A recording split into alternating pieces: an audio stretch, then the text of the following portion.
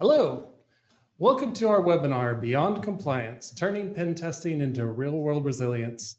My name is Ed McMurray, and I'm General Manager of CoNetrix Security, and I've been with the company since 2006, working in cybersecurity for 25 years, and I am excited to talk to you about pen testing today. We're going to have some fun.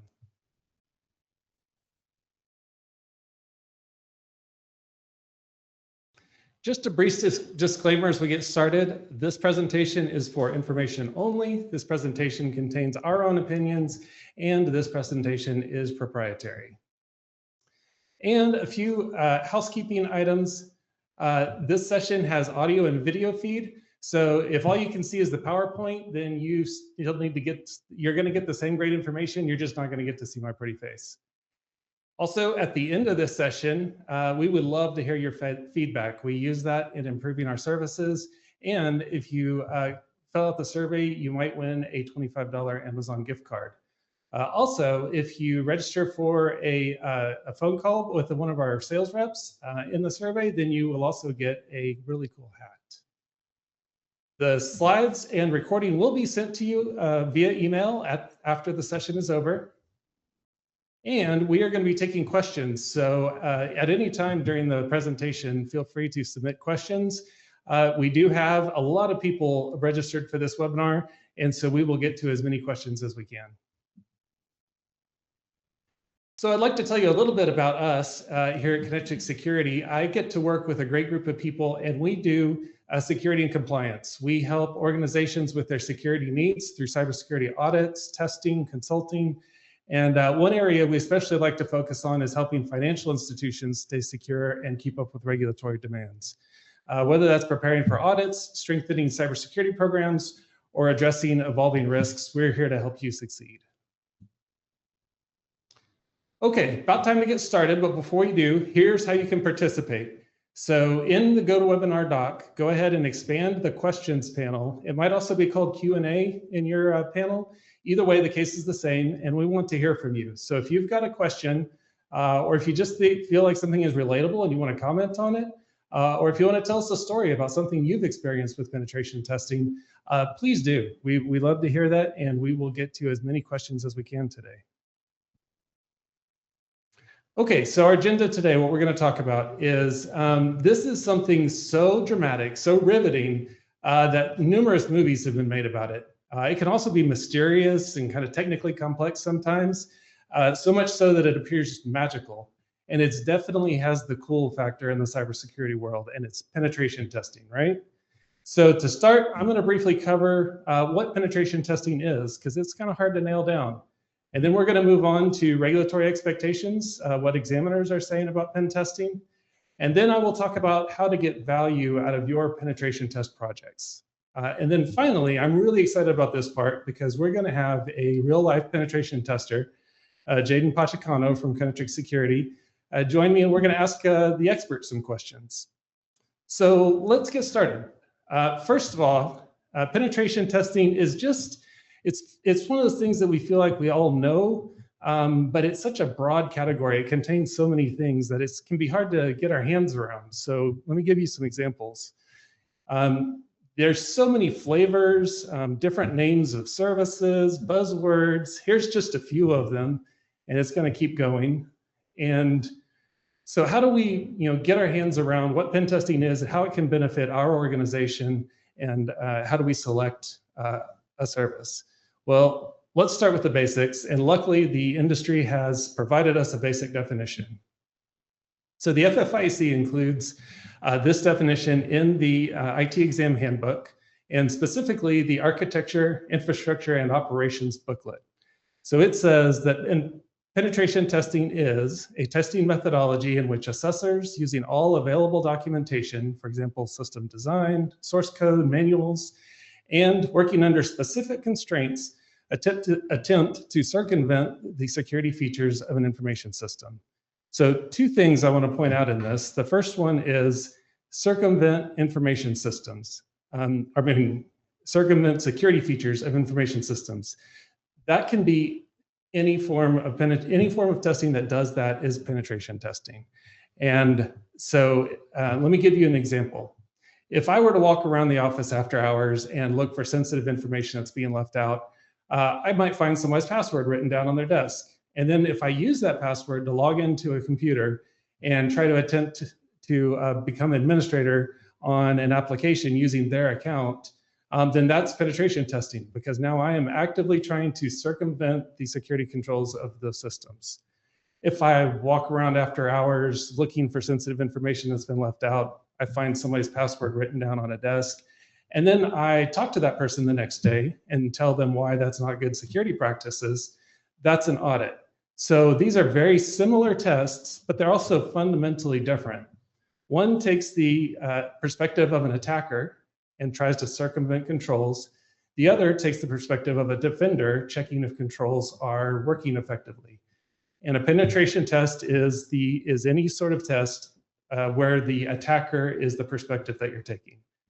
Also, I'd like to point out that it says working under specific constraints.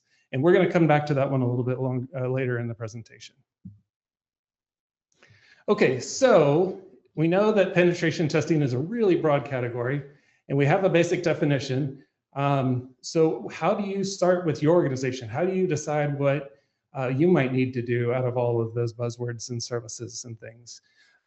So here's a list of penetration testing services that we see most of our customers selecting because one, they're the best fit for their organization's needs, and two, these services help mitigate risk that their organization poses. So we'll start with external penetration testing. This is a staple in almost every cybersecurity program. It is testing your environment from the outside, from the internet, like an attacker would attack you across the internet. Pen tester examines what your organization has publicly exposed, like your website, your remote access points, maybe VPNs, email logins, etc., and try to find ways into your system, or maybe modify your data or a way that your service could be disrupted. So you would choose external penetration testing if you want to understand what someone with no access from the outside across the internet can do to you. It shows that whether your first line of defense is working or not. The next is internal penetration testing. So this testing assumes that an attacker has gained access to your network. For example, maybe one of your employees was a victim of a phishing email and unintentionally gave an attacker internal access through that email. That's the starting point for an internal penetration test. And they're very informative because most internal systems have not been secured against direct attack the way systems exposed to the internet typically have been. So you would choose internal penetration testing to understand how much damage could be done after your first line of defense is bypassed. Internal systems and application access on the inside are often an area where the most significant security improvements need to be made. The next one is social engineering, and social engineering is also a staple of most cybersecurity programs because social engineering is one of the most common ways that real attacks start. You might call it prank calling with a purpose. So this is where the pen tester focuses on your people and their security awareness training by trying to get them to give up access to sensitive systems or give up sensitive information through phishing emails, phishing phone calls, and other communication paths. You would choose social engineering because people control the access to your data and your systems. And it's extremely important that they are not only trained, but they are given the opportunity through a social engineering penetration test engagement to practice detecting and reporting social engineering attacks. The next one is web application pen testing. This is one that maybe people don't always think about because it's really a form of external penetration test in that the pen tester is testing applications that are exposed to the internet. But it's different because the penetration tester is now focusing on a single application and they're testing how that particular application, think internet banking, or maybe a lending website where customers log in and provide lending information. The pen tester is now trying to attack that specific application and how it authenticates users, how it passes information. A technical term that you would hear in this type of engagement would be they would be testing application programming interfaces or APIs and how data could be stolen from APIs. So you would choose this if you have sensitive applications exposed to the internet and want to know how secure they are. And the last one is wireless penetration testing. This one is fairly self-explanatory. It tests your Wi-Fi and everything connected to it. The pen tester looks at how your wireless network is set up, how users authenticate to it, whether somebody nearby could gain access in an unauthorized manner. So for example, they might connect to your guest network and see if they can reach internal systems that should not be accessible through the guest network. Or they might attempt to crack a weak Wi-Fi password and connect to your internal network. Choose this if you have Wi-Fi connected to your corporate network, and especially if you offer Wi-Fi to your customers and it is using the same corporate internet access. Even if it's segregated away from your corporate network, a pen tester or an attacker might be able to find a way to bridge that gap and get into your internal network. Okay, we're going to hear from you. So we're going to do a poll question. Take a look at your GoToWebinar interface and answer this question. Which type of pen testing does your organization currently perform? I'll give you a minute or two to submit your answers.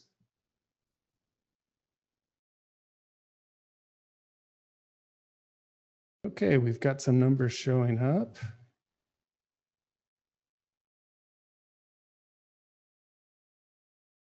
Looks like we've got a clear leader. I'm going to give you maybe 20 more seconds.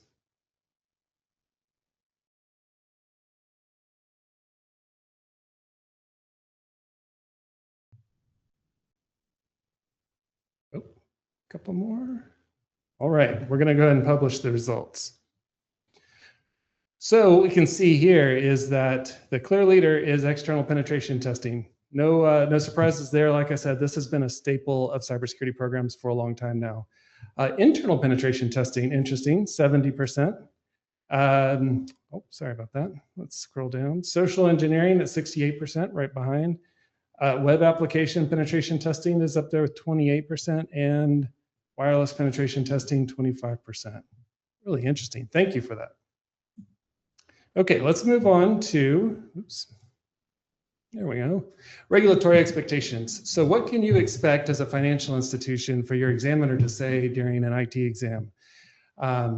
Let's talk about that. So the first thing is external penetration testing is a standard. Most of the all of the regulatory agencies, most of the examiners will expect for you to be doing external penetration testing, and typically that's an annual expectation. Now you may need to do it more frequently based on your risk, and maybe you could defend less frequency based on your risk, but the rule of thumb for the examiners is going to be annual external penetration testing.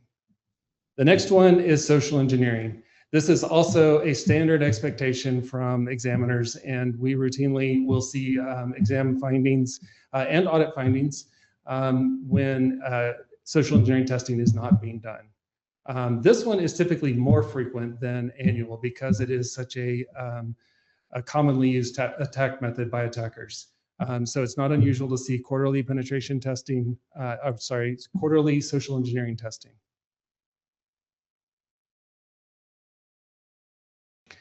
And speaking of regulatory expectations, this is what the FFIC has to say in their IT exam handbook.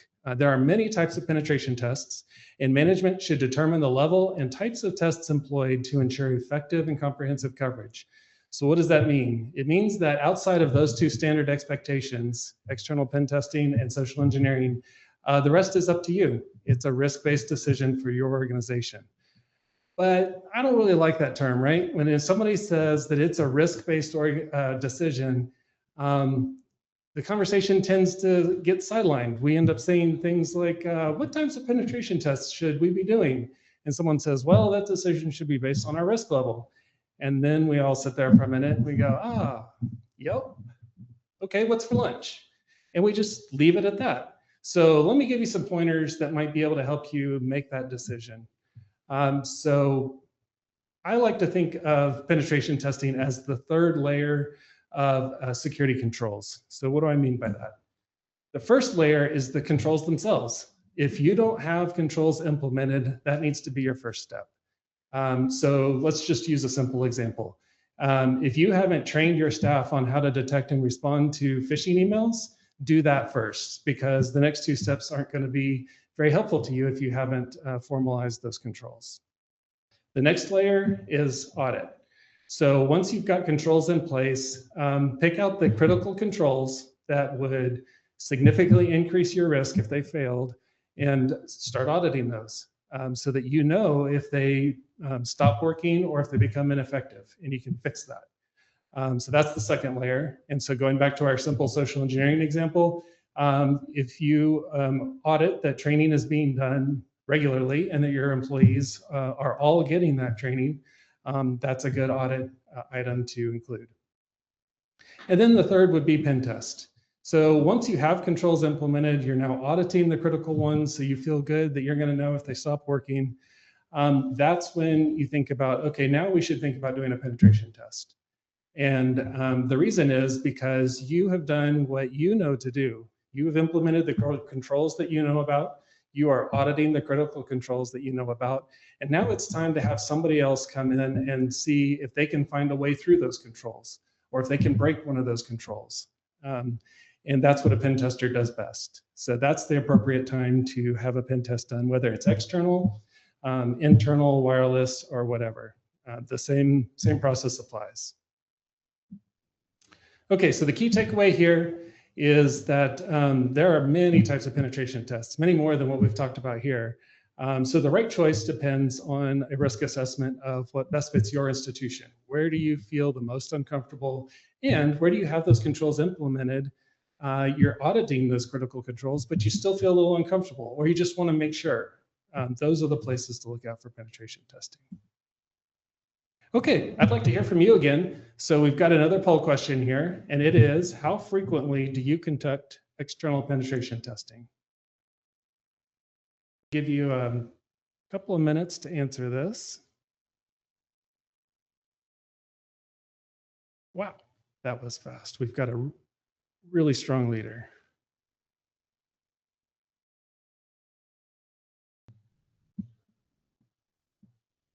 Okay, we'll do another 30 seconds or so for you to get your answers in. Still got a few more.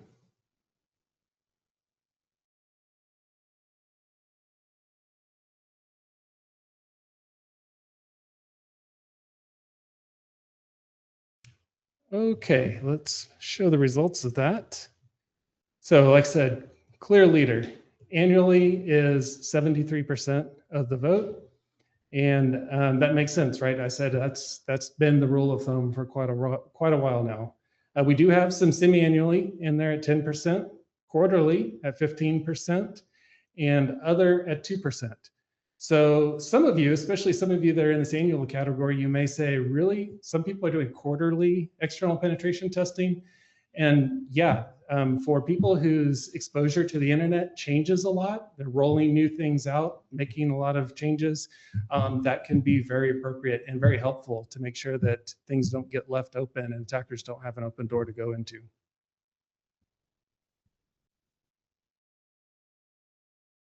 Oops. Okay. One more thing I want to add on regulatory expectations. The NCUA did come out with their information security examination procedures, and they divided it out by asset size, but the core exam items or section that applies to credit unions that are $50 million in assets or higher, that core section does include an internal penetration testing exception. So if you're a credit union and you fall into that category, that would just be something else to consider, that an examiner may be asking you that question. Okay, one more poll question. I know this one was quick, but I would like to know if your organization conducts internal penetration testing. So we had a question about this earlier, but it was with a bunch of others, and I'd like to kind of just get a black and white yes and no answer to this question.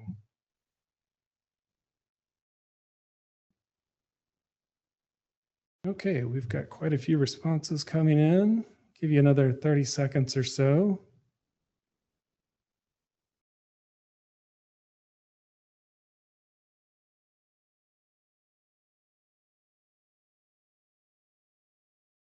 Okay, we're going to stop it there, show the results. Oh, that's nice. 84% of the audience said, yes, we do internal penetration testing. So I love to see that because, like I said, the internal network is and has been for a long time this kind of the soft underbelly of the network. And it's great that so many of y'all are doing that internal penetration testing to secure that. Okay, let's move on to how you can make sure that your penetration tests provide value to you and your organization. So we're going to first talk about a little bit of difference between audit and pen test. And I just wanted to touch on this one more time because it is can be confusing. First of all, an audit tests the controls you know about. That's the important thing. Are they effective? Are they broken? Do we need to do some work there? But you know about them from the very get-go. In penetration testing, that's testing what you don't know about. What are the attackers going to find that you don't know? What are the pen testers going to find that you don't know? And then you use that information to make your environment more secure. That may mean modifying existing controls to work differently. Maybe means you need to implement a completely new control that you didn't know about before. But that's how you're going to provide value and make your information security program, cybersecurity program better. Is by using a penetration test in that manner. And so along those ways, along that train of thought, the FFIEC guides us in this as well. So in the IT exam handbook, they say that a penetration test subjects a system to real-world attacks selected and conducted by the testers. So that part that's in bold right there tells you that they are figuring out how to get into your network using ways that you may not have thought about. And if you try to tell them, this is how I want you to test my network, you're really undermining the value of a penetration test because you're not giving them the freedom to think like an attacker would think. Next, so the key takeaway here is that pen testing is meant to expose the unknown, and the penetration tester gets to pick how to conduct the test. The person being tested does not. So what does that mean? How, do you really have control over picking or scoping the project? And the answer is, of course, yes, you do. So here's how you can make sure that you get a good pen test. So when you're selecting your vendor, the first thing you need to do is make sure that your scope is set to cover everything that you're exposed to. So for example, if you were selecting an external penetration test service, you would want to make sure that all of your public IP addresses are included in the scope of that project. Even, and maybe even especially, IP addresses and systems that you think are inactive. Maybe you own those addresses, but you're just using them for future growth, and they're not currently doing anything. Make sure everything that all of your exposure is included in the scope of the project, because you never know where the mistake is going to happen and what the pen tester is going to find. So make sure the scope is appropriate. Then the second thing you can do is get an example of their work, because if the pen test report is not going to be valuable to you and your organization to improve your controls, then you need to know that ahead of time, because that's where you get the value out of the engagement, is using the report. And if it's overly technical and you have to spend hours sifting through the technical wording to find what might need to be fixed, that may not be the value that you need. And finally, ask for the rules of engagement. And this is important to know exactly what they will do, but more importantly, what they won't do, because penetration testing is all about trying to find a way in, and you need to make sure that they're not going to do too much damage on the way. Again, the FFIEC provides some guidance in this area. And this is where I said we would come back to the definition. So this is that working under specific constraints. We call that at CoNetrix Security rules of engagement. So ask for what they will do and what they won't do. And I'll just give you an example of our rules of engagement. So our first rule is do no harm. If we're going to make the network more vulnerable to attack than it was when we started, we're not going to do that. So no leaving attack tools installed on systems, opening ports, nothing like that. No significant customer impact. We are not going to take down systems that are going to cause your customers to not be able to log into internet banking for the entire day. No unplanned operational impact. We're not going to do something that would cause your staff to not be able to do their job. Limited system recovery time and expense. So sometimes things need to be undone that we did during the pen test, but we're going to make sure that that is not going to exceed reasonable expectation of expense and downtime. Or attempted exploits provide value. There's lots of ways you can mess around with a system. Not all of them are really useful in an attack, and so we're going to stick to, we're going to spend our time on the things that are valuable to you, and that would be valuable to an attacker. And then finally, if an exploit might break any of these rules, then we are going to fully document the vulnerability, say this is what we found. It likely could be exploited, but we did not because it would break one of our rules of engagement. But we're still going to give you recommendations on what you can do to fix that. So ask for those. And finally, my favorite part, we're going to bring Jaden Pachacano in, one of our penetration testers, and have some Q&A with him. So before we get to that, quickly, just a reminder to submit your questions. And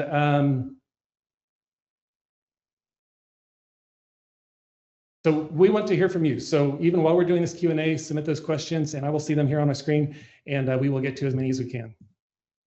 So let me tell you a little bit about Jaden. Jaden Pachacano is a penetration tester. He performs engagements for community financial institutions and other security-focused organizations. He has many certifications, including Practical Network Penetration Tester, the OffSec Wireless Professional, the Certified Application Security Pen Tester, and the OffSec Certified Professional, also known as the OSCP. Welcome, Jaden. Hey, thanks, Ed. So to start off, tell us a little bit about yourself. Who is Jaden Pachacano? Yeah, so some things about me. I'm a father of 2 boys, soon to be girl dad. I'm really excited for that. I love to make uncomfortable situations comfortable. This is something that I've always kind of lived by. It lets me dive into places that, I wouldn't put myself into. But, I love to learn. I love serving others. That's one of the big things that me and my family really want to do in everything we do. So I asked my wife about some more things because I had a little bit trouble describing myself. She would say I'm hardworking, flexible, a hobbyist, and a chatterbox, which you might not see from most pen testers. I like to be very social. So. Yeah, I can attest to that. Jaden definitely makes the office a fun place to work. So let's get to some of these questions. So recently, you and I were talking, and you made a comment about seeing the world differently now that you're a penetration tester. So what do you mean by that? Yeah, I just start to notice the little things that I do, whether it was downloading a new app and just giving it full access to my phone, connecting to the free Wi-Fi at a coffee shop, and just like my digital footprint. I realized how many things I had signed up for when I was younger, and you could find my name all over the place. And so I spent the past few years kind of cleaning that up. So, I'm just a little bit more aware of the poor security around me. Whenever me and my wife go and work together at like a coffee shop or something, you start to pick up people leaving their laptops unlocked or leaving these things open. And my wife kind of gives me a hard time because sometimes I'm like, hey, can we sit in this corner? I don't want people to look at my screen. And she's like, nobody's going to look at your screen. And yeah, some people call me paranoid, but I think it's just being secure. Yeah, right. So I like to call that professional paranoia. It's not normal paranoia. Yeah. Okay, so what makes penetration test different in your mind than other forms of testing, say configuration reviews on firewalls and routers, or even audits? Yeah, so this is something that we kind of get asked a lot, and then we get brought up. They bring up, we do routine scans of our networks. We check, we be sure everything's up to date, which is great. Continue to do those things. It's needed. But as a pen tester, we like to look at these controls and kind of find the gaps. We like to see everything being done right, and then we want to find the thing that is wrong. Whenever you got the checkbox saying it's good to go. Yeah, we find joy in really breaking the rules a little bit and bending those to kind of get our way in. a little bit of a cops and robbers game that we play. Find joy in bending the rules. I like that. So finding a way around what's already there. Okay. So, all right, this is what I love to hear. So, the pen testing exploits are so interesting. What are some new or interesting exploits you've seen? Yeah, so we talk about AI a lot right now, and that's a hot topic just everywhere. And so we're seeing a lot of AI exploits where people are getting these chats to then spit out information it wasn't meant to share. And you see it in a bunch of crazy different ways. They'll say like, hey, let's say chat GPT, for example, hey chat GPT, I'm looking for this, but can you tell it to me like a pirate? And then it'll come up with a story and a character, and it'll give you the information. It's really exciting to see those things because everyone's using it, and it really emphasizes the security of that product. So the exploits with AI is just a huge thing that I'm seeing right now, and I'm taking a lot of interest in it because everyone uses it now. It's a quick way to get questions answered. And you had an example recently where you actually used AI in an internal pen test, right? Mm-hmm. So yes. How did that work? Yeah, we were testing a customer. For our internal pen test, we start with an assumed breach. So we start with a low-level user. Usually these are like, think of a new hire, you create them account. They probably have access to most of the services that y'all are using, but not high privileges. Well, we had access to their M365 and they had Copilot working on there. Whenever looking around there, we saw that there were multiple SharePoints, just kind of clicking around. We weren't able to access anything. It kept telling me access denied. You see the IT SharePoint and I'm like, oh man, there's got to be something juicy there. Click access denied, try some other things to get around it. But, we kept getting that same error. We saw that they had Copilot enabled and they created their own agent for it that was supposed to be helpful in finding documents within the network and just on that page. And so I was like, you know what, let me just give it a try. Like, hey, would you mind giving me some information? I think I asked for a table of contents and I was saying that I was having access issues and just like I was having trouble reading it. If you could give me a short example of what is on that page. And sure enough, it gave me like a table of contents of any major documents on there. And through there, I was able to target those and get it to print out some of the information. Luckily, they were cleaning those documents pretty well, so there wasn't any credentials or anything we could use to elevate our privileges, but it was a cool way in seeing AI used in a real engagement to bypass some of those controls. I love that. A cool way. Mm-hmm. Also scary, but yeah, cool. Yeah. Yeah. Nice. Yeah, AI is it's changing so fast. Yeah. The vulnerabilities are just going to continue to be there. Mm-hmm. Okay, so let me flip that question around on you. What exploits are you surprised that you keep running into that you would have, maybe you would have thought this would be fixed already? Yeah.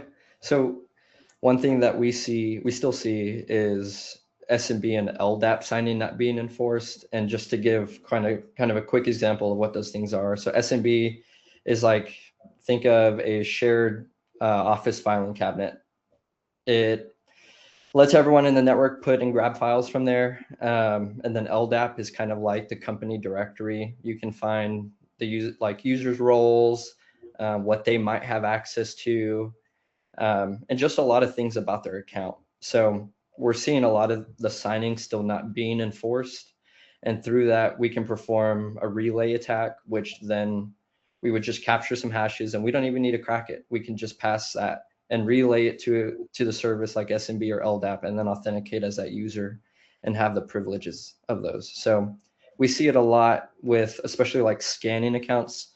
Some networks will run an internal scan once a week or something, and we'll leave a tool that will capture that user's hash, and then we'll just relay it. And then that'll give us the access that we need to kind of own the domain. So yeah, that's a big one. And then, we always see the passwords. Passwords is always going to be something that's going to be brought up.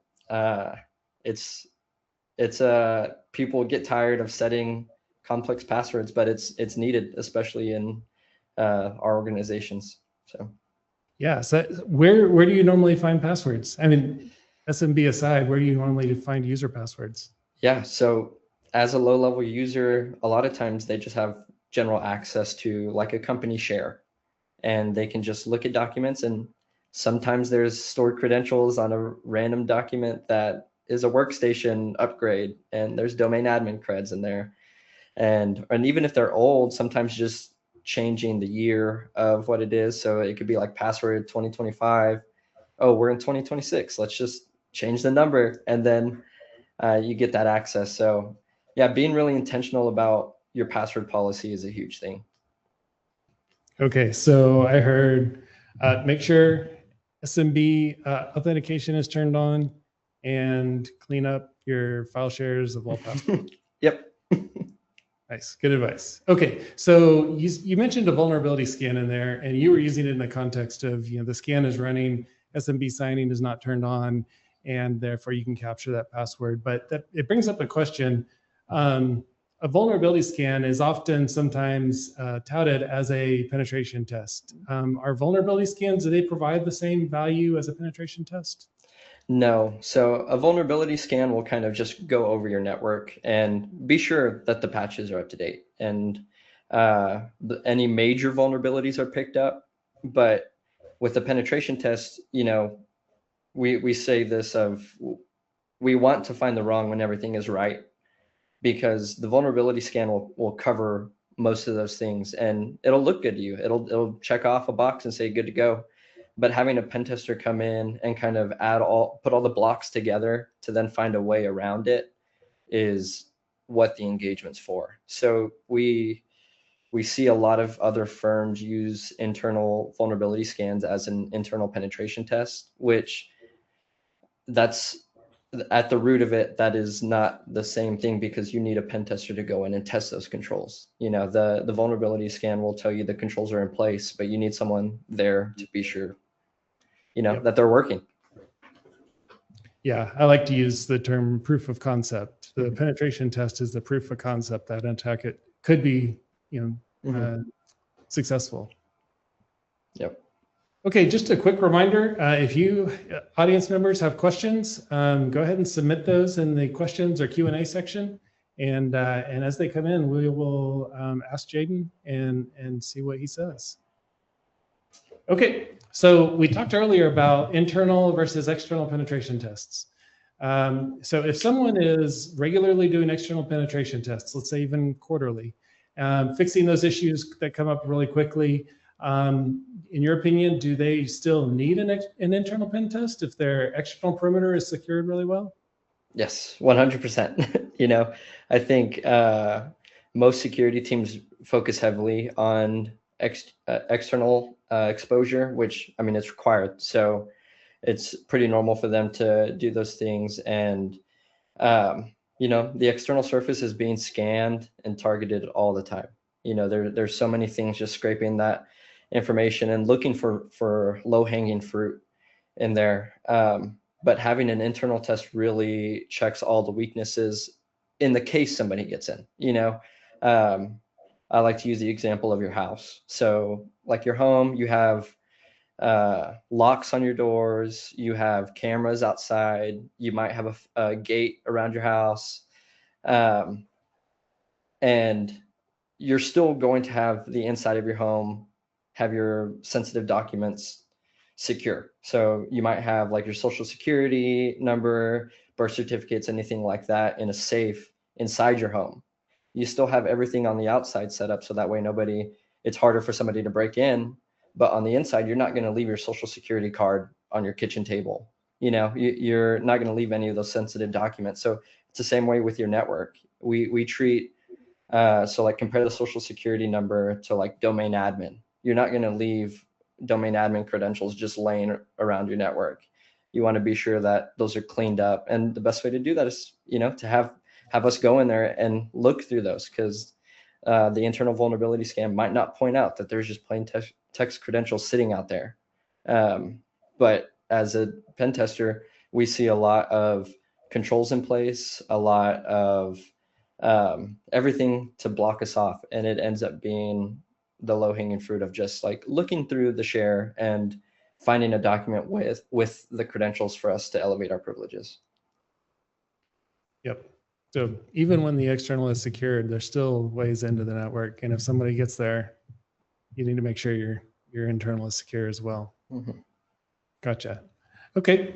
So we have a question from the audience. So the first one is, and this is actually one we were going to get to, so perfect timing. How are you testing for AI access permissions and making sure that AI agents, let me see if I can expand this out real quick.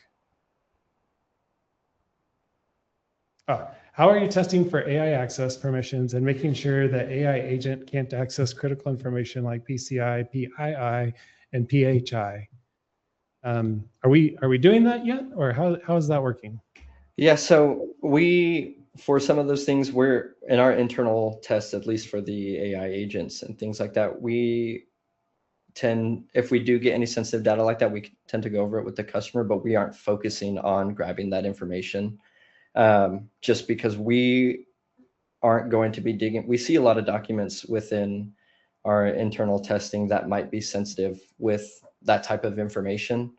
And this might just be a note that we're bringing up to the customer. And for us to test those things and checking the permissions, it's just really abusing the prompts that we're giving it. It's, hey, can you give me, is there any credentials in here? Can you search for anything that might end with this type of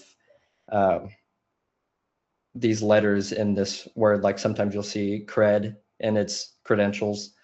But no, we're not focusing on any of those during our internal testing, just because some of those things can then be out of scope for some of the testing that we're doing. But it's definitely noted if we are seeing those things to bring it up to the customer, because that can be something that they will value more than we are during that engagement. Yeah, and like we mentioned earlier, if that's something that is really important to you in your organization, then bring it up during the scoping conversation, and we will work out those questions then and make sure that the engagement is going to fit what you need.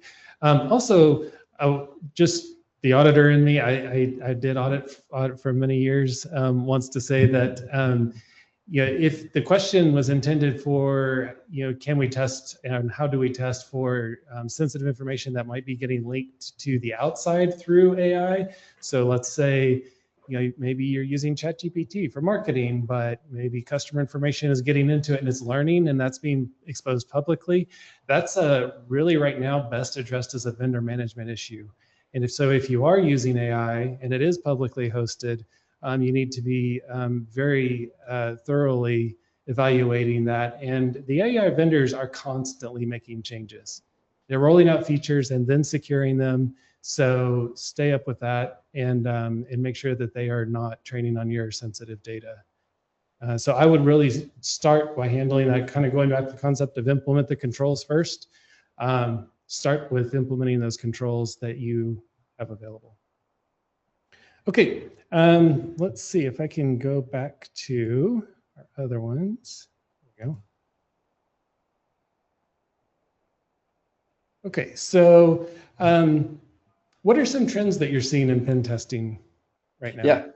Yeah. So we're talking about it now. It's AI. There's a lot of things that are popping up, and just different types of services that are coming up with like AI testing. We see a lot of new firms kind of popping up with this buzz of, we'll take the time away that a pen tester needs to then perform AI testing. It does the same amount of work, but you're bringing in like a software that is going to be doing a human's job. The humans are going to want to try to find the vulnerabilities in it.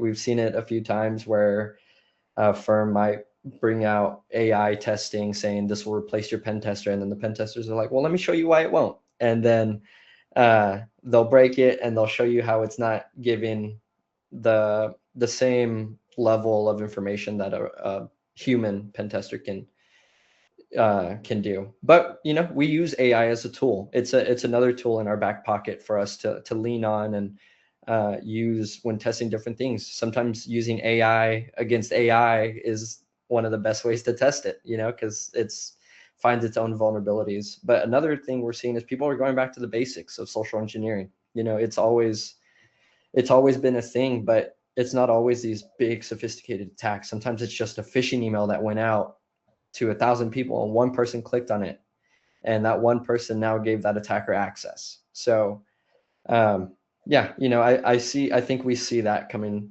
back for sure. And at least, you hear all these stories about people clicking on the phishing link and then getting their network compromised. So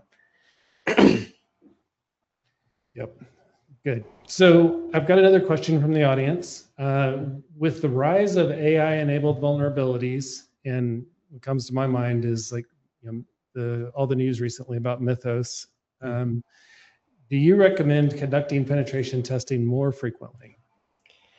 I think that the threat landscape is just getting larger. So I will always say that there needs to be more pen testing.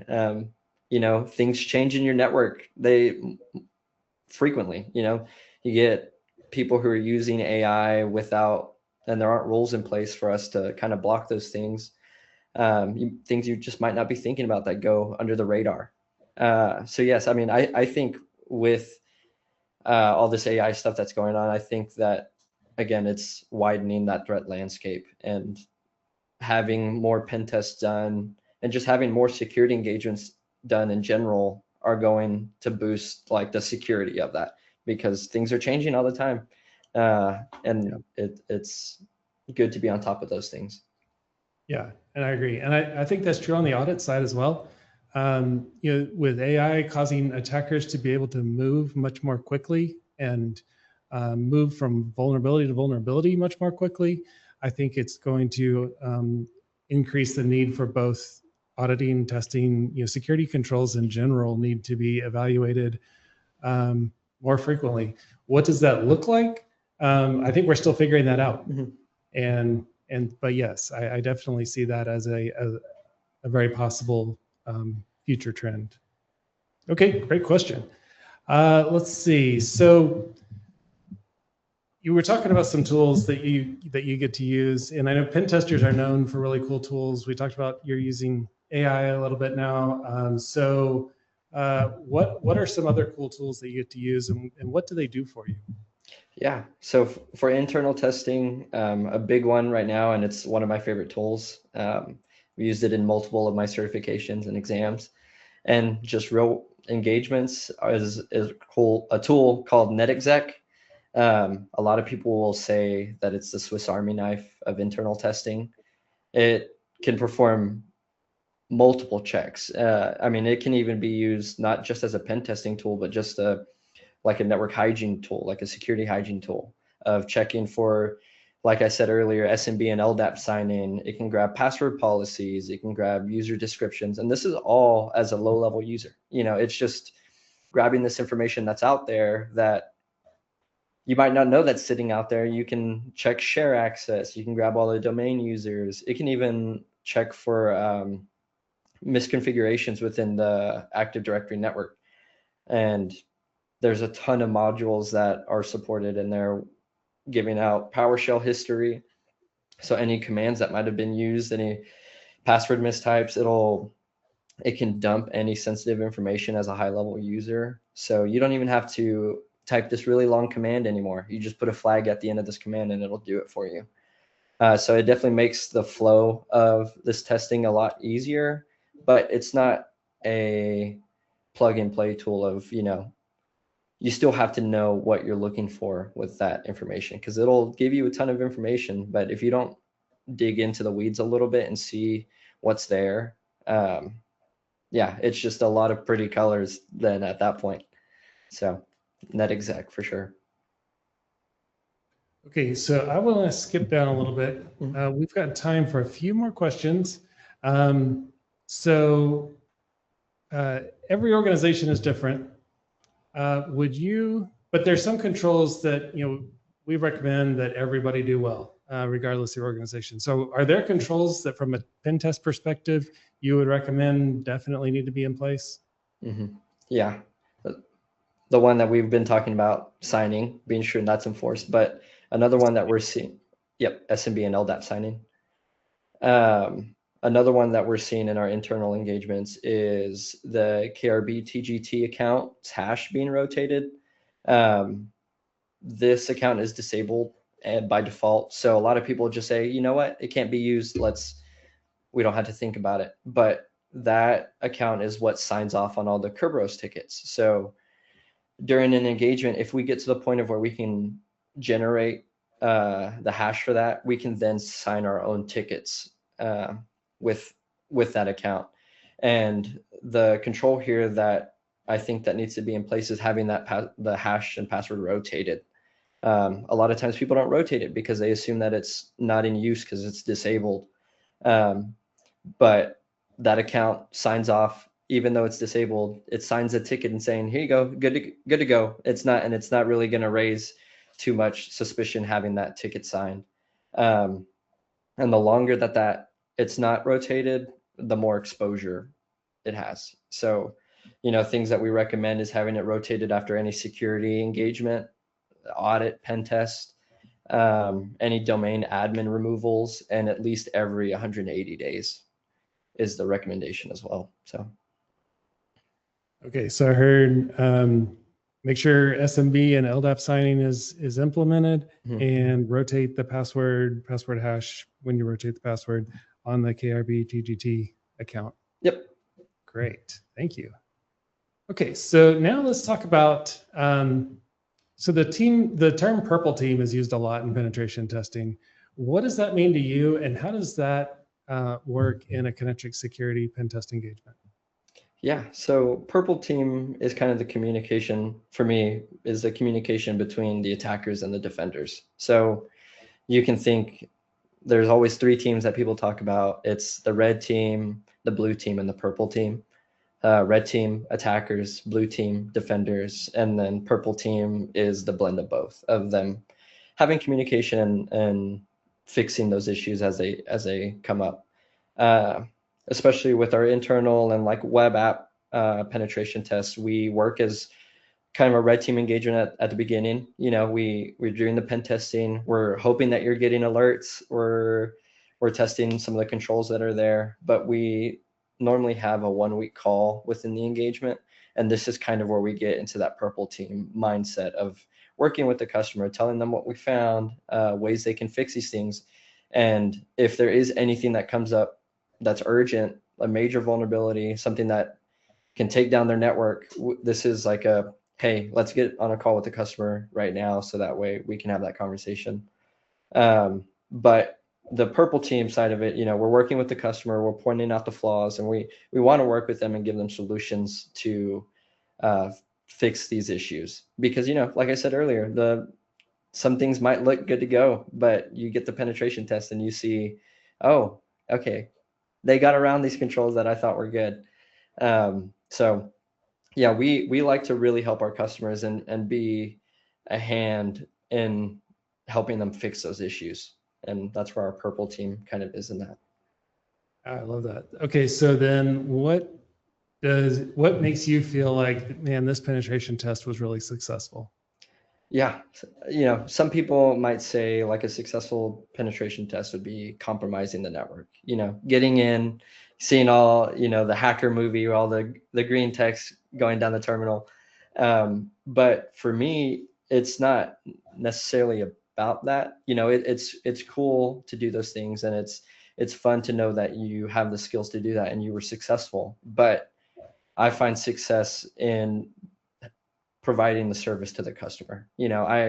I want to serve the customer well. I want to give them the service that they paid for, and I would like to go beyond that. I think here at CoNetrix, we do that really well. I hear time and time again that our customers just appreciate that we went further than they were expecting us to in our service. And that's not necessarily the testing, it's just the service that we're providing. And that builds relationships between our customers and lets them know that, hey, you're not just a customer to us. We value you more than that, and we want to be sure you're safe. And we want, successful pen test is identifying the things that are wrong when everything's right. So. Yep. All right, you heard it here from Jaden. Use your pen tester as a resource to get better. All right, so last question, and then we're going to move on. We talked about change. when changes happen, pen tests help identify things that new vulnerabilities that happen because of the change. So what are some other contributing factors that you see that cause issues that then you find and exploit in penetration tests?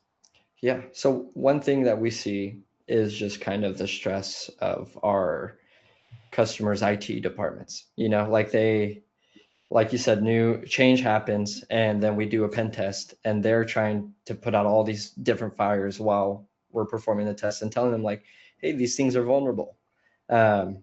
So I think really, you know, I have a deep appreciation for like the help desk guys and everything out there, because they, you know, they're working hard and they're spending a lot of time putting out fires while there's things that are vulnerable, and they're trying to stay on top of those things. So they're working under a ton of pressure, and you know, that is a big thing that ends up sticking out there. We get on some calls with some customers, and they're just like, oh man, I can't believe I missed that. You know, I thought we cleaned it up whenever they did it, but you know, they have so many things going on. I think about it like my house. You know, my son is doing all this crazy stuff, and we're trying to keep the house clean, and he's pulling everything out, and I couldn't imagine that at your job all the time. Right. So yeah, those things. And you know, they're also trying to keep up with the security awareness training for their staff, you know, and that's a hard thing to do whenever you have had someone who's been there who accidentally clicks on a link, and then now you have to put that fire out while you're also trying to reset passwords and clean up the network. There's so many moving parts, but yeah, the stress that the IT departments go under is a big factor. All right, well, we're going to wrap it up there, Jaden. Thank you so much for joining us. Yeah, and for y'all that don't know, getting a penetration tester to join a webinar is a bigger challenge than you might think. But Jaden stepped up to the plate and took it on like a champ, and I really appreciate you, Jaden. Yeah, thank you for having me. Okay, so let's wrap up here. First of all, the survey at the end of the webinar will pop up in your browser window. Please take a minute to fill that out. We really value your feedback, and we look at every single one of those and use them to improve. Also, as if that wasn't enough, if you fill out the survey, you will be entered to win a $25 Amazon gift card. And if you can also get a free ball cap. It's a really cool cap. People are wearing these all over the office. So to do this, you fill out the survey and then indicate on the survey that you would like to schedule a sales meeting. Attend the sales meeting, and then you will get one of these great cyber hats. Okay, that wraps up our webinar for today. I hope you got something out of this. We were talking about penetration testing and how to turn it into real-world resilience. I'm Ed McMurray. Thank you for attending.